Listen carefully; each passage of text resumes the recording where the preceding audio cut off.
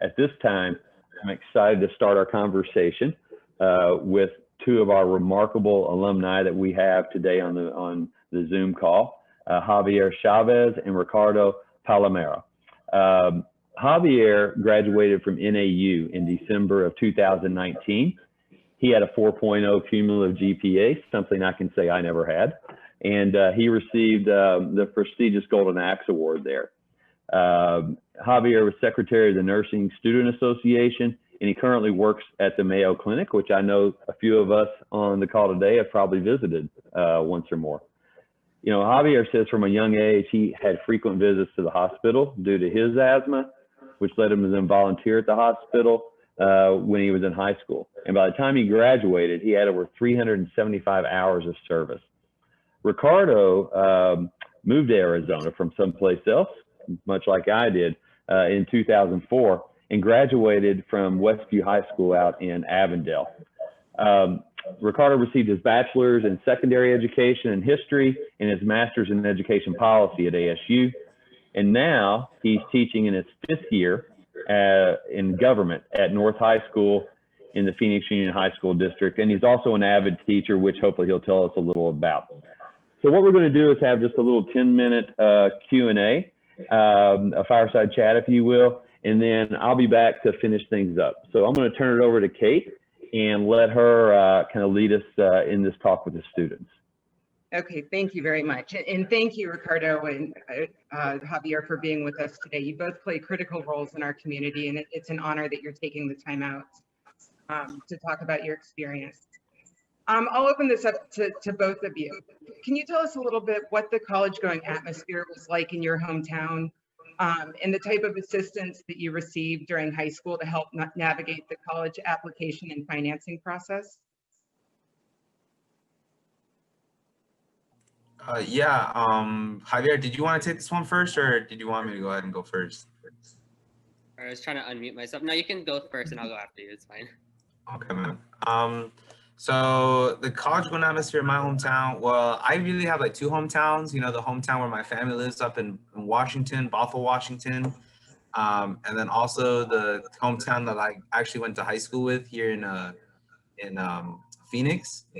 Or in Avondale, I should say. But I guess the college-going atmosphere was pretty strong. I mean, everyone kind of had an expectation to go to college, or at least, you know, that's what was advertised on the media in the people that I talked with and hung out with. So it was never a question of like, you know, you can't go to college or like no one goes to college there. But the type of assistance available in the suburbs, I mean, it's there, especially if you live in a good suburb. It's just, you know, at the same time, like you only get, you know, very superficial look as to how school can be and the different opportunities for you. I mean, I lived in 2 very suburban places in Bothell and in Avondale, which are predominantly, you know, middle class and white, and, you know, something that I personally, I cannot identify with, you know. So for me, I wanted to make sure that whatever opportunities I had available for me were, you know, for me, and were things that I could hear about. It really wasn't until, like, honestly, like, the assistance I received was mainly from my English teacher, my AP English teacher, Miss Miller. She actually was the one that required all her AP students to have like a college application portfolio. So we submitted 3 applications and we submitted like 4 scholarships and all of that. But the most incredible part to it was she was actually the one that connected me with what used to be called the Arizona College Scholarship Foundation, right? Arizona College Scholarship Foundation.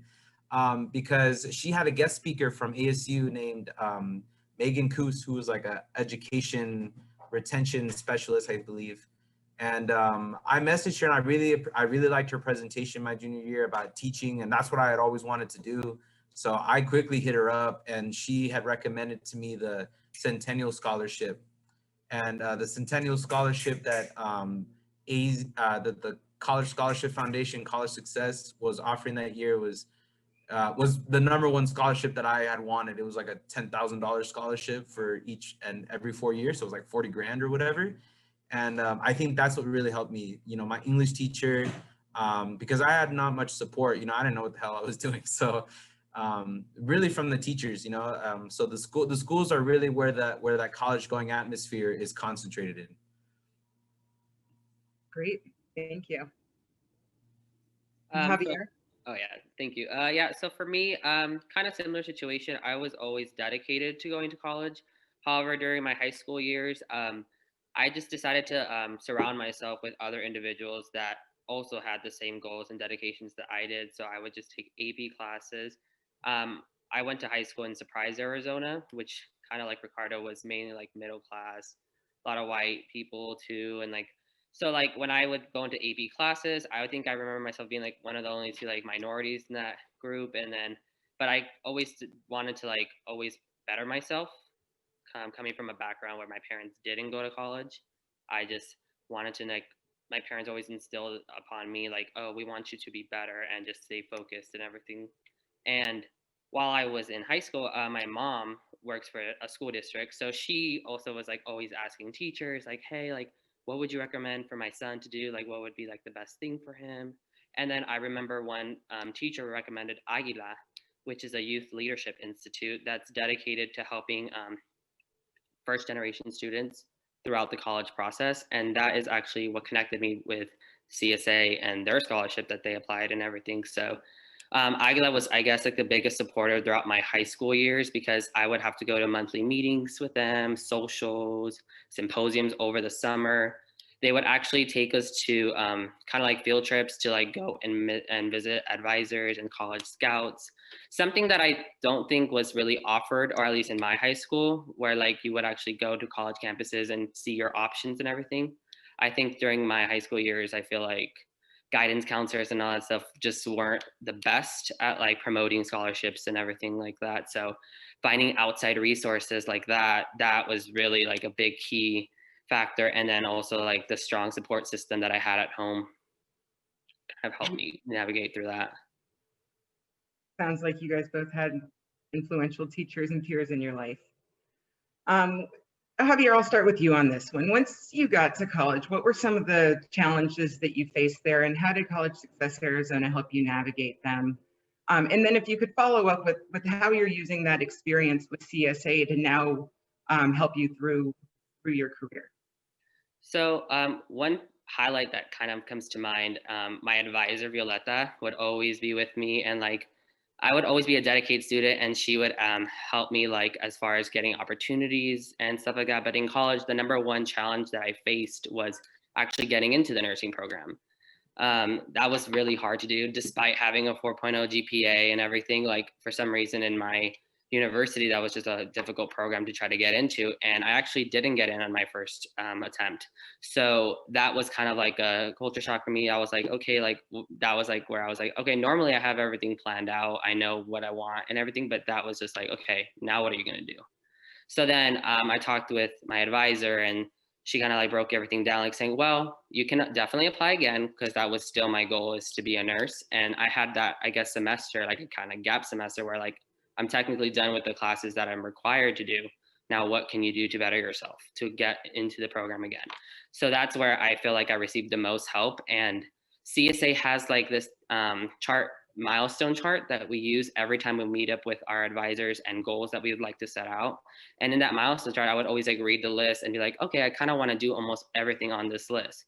Kind of better out your resume and everything, being involved with your campus, doing internships, doing research and everything like that. So I remember in that semester, I was a TA, I was an SI instructor, I was an in-hall advisor to incoming freshmen during college. And then I also just took a couple of fun classes too, because Violetta would always be like, you're always so dedicated to school and everything, you need to have fun too. And CSA is always great at giving us socials, which I loved. Every time I would go to socials, we would meet other CSA students and that were recipients of the scholarship, and we would communicate and talk and kind of get a break from school too, since we were always like just dedicated and everything. So I really appreciated that. Great. And have you used that kind of mentorship that you had in your current career now? Yeah, so me and Violetta are still in contact, and we're actually trying to set up a meeting with me and my sister, because she's also a CSA advisor. I mean, not advisor, I'm sorry, alumni as well. And Yeah, I feel like just always having somebody who has more experience than you and just still being able to offer that advice. I mean, during this pandemic and everything, she actually would even check up on me and my sister because we're both nurses and like, how are you guys doing with all this? Like, it must be so stressful and everything. I'm like, yeah, I mean, going into I getting right out of college and then graduating and being your first year as a nurse and entering this pandemic was definitely a challenge. So I greatly appreciated still even like having an advisor, even though like we're out of college, but we created that relationship or we're still in contact with each other. Great. And thank you for everything that you're doing and being really on the front lines of this pandemic and where we are right now. Of course. Ricardo, same question. Yeah, so the question was, what were some of the challenges I faced in college, right? Right. And then how did your experience with College Success Arizona's program help you navigate those? Okay, thank you for clarifying. So, Sorry. no, you're good. Some of the challenges I faced in college, man, there's a lot. Well, I guess off the bat, I mean, my transition into college was pretty smooth, to be honest with you, because since it was something that I had always really kind of thought about and always kind of dreamt about, it was just more so like, wow, like this is it. I'm here. It's cool.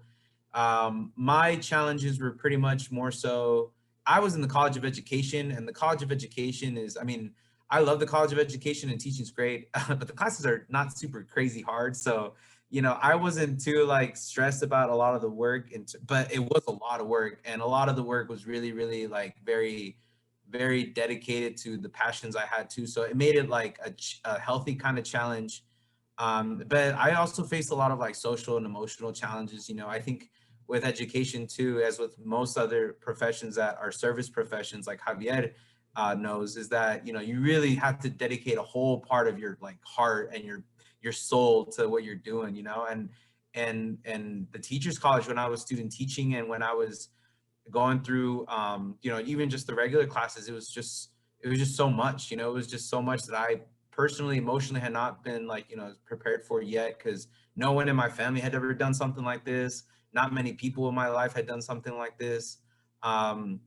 So, you know, it was like that, and it was a trend, also a mixture, just like, you know, a lot of the social kind of challenges, like I was saying, like, you know, being in a, I mean, I had grown up in predominantly white areas anyways, but you know, I did, you know, I had always kind of been able to navigate through those spaces in a way that, you know, I still stayed true to the identity and the beliefs and things I hold on to, and still was able to work with other people. But at ASU, you know, it was tough. I mean, I met Sheriff Joe Arpaio. Sheriff Joe Arpaio was the number one like predator on my community at a certain point. And it was hard. It was hard to be able to be in those spaces and understand, okay, what is my role here? You know, what am I supposed to do here? So that was tough. But I guess, you know, what really, really helped was that out of all the financial aid and scholarships and stuff that I was fortunate and blessed to be a part of, none one of them had a mentor. And the CSA did. And Myrna was my mentor. And so I got to meet her like my senior year at our little like orientation. And I didn't really know too much of her or about her until like, you know, the next time we really met in college. And I wasn't really too sure what the meetings were like. Like I paid attention, but, you know, I just was like still so brand new to all of this that I didn't comprehend it, you know? So when I started meeting with Myrna regularly over the course of the first and the second year, I started to see how how this like helped me, you know, like it's just, she was someone that like helped lay out ideas and feelings and just like give me context as to where I was at. I remember at one point, it was like one of my last meetings with Myrna, and she had um, I don't remember what her name was, Myrna, but she was like also a mentor. She was kind of like shadowing you. I don't know if you remember that, but I remember you both were like giving me a lot of insight and a lot of wisdom about just life, honestly, like how post college life can be an adult life. And I was like, man, I wish I could have you as like my mentors in like adult life. You know, it just helped me realize, and the fact that Myrna was from Oregon. Okay, so my family is from Washington, right? Myrna's from Oregon, so you know, already in the space of like people that I had no idea who they were, where they came from, whatever, she was a connection. And I think that's what really helped me for my mentoring opportunities as a teacher and as a future professor, is that, you know, looking for those connections with people.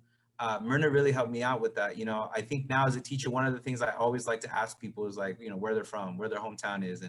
And chances are, I mean, just, I like to learn about people, and I like to learn what makes them feel connected in society, because I know there's a lot of people that don't feel connected in college and high school, you know, and it may be a small thing, but it's something very, very influential and powerful. So one of the things I got from Myrna was just being able to form a connection with someone. And I don't know if that was what her intention was, or really like what she's trying to do.